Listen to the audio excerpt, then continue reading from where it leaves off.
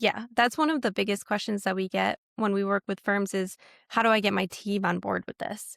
And it's huge, but similar experience, like I went from paper files to fully electronic files and that shift, people are very nervous now about AI and the in the legal field, like not everybody, but paralegals especially because, now attorneys are using AI to draft things or review files. They put the information into a application and then it gives them a total review of it. But the way that I think of it is the same way that I thought of it when we were going from paper to electronic. And it's just progression and it's not going to cut out our jobs, but it is going to weed out those who are not adapting to it because this is where we're at now.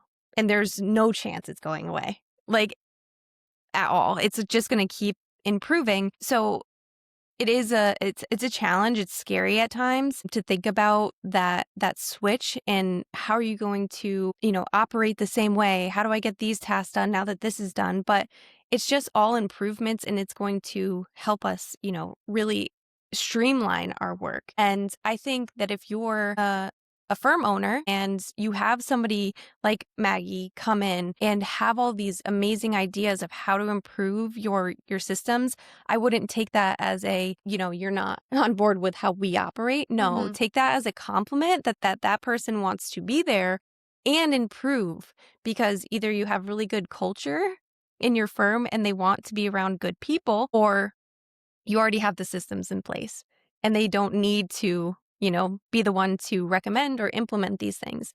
And like Ryan and I talk about this a lot. It's like send your best team members to the conferences. They don't have to be attorneys. But if you do have an attorney, maybe a junior attorney or an associate that's like really interested and kind of gives those ideas a lot, they should be the ones going to these conferences and exploring these different tools that can be implemented because they're going to really explain it the best way when they come back because they're going to be excited about it. So, I mean, that's how I feel about.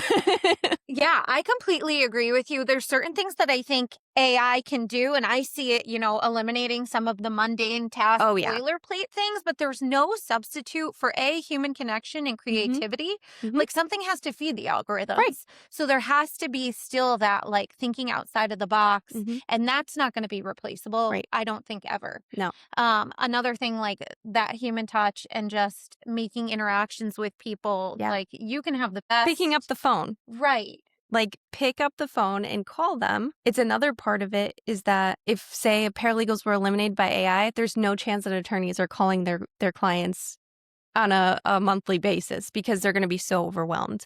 You need that person to be the human in the loop, as we like to say, to make that personal connection, and it's important, If I were to hire a firm, I don't wanna communicate strictly through a portal. Like, I wanna Mhm. be able to at least talk to somebody every once in a while because I think we're in this time where it's hard to know sometimes what is real and what's not when you're talking to a chat, not like ChatGPT or anything, but when you have a client portal and it's automated messages, like, is this really somebody saying this nice thing to me? Or, do they say this to every client?